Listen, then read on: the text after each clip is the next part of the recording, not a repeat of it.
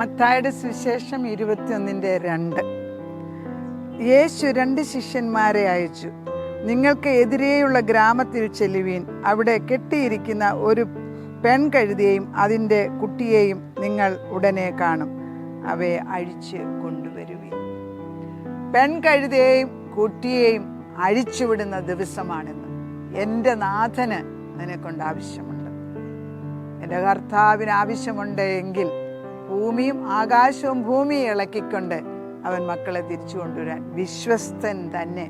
വചനമെടുത്ത് വായിക്കുക, വചനം പറഞ്ഞുകൊണ്ടേയിരിക്കുക, മക്കളെ തിരിച്ചു കൊണ്ടുവരുന്നതായിട്ട് മനസ്സുകൊണ്ട് കാണുക.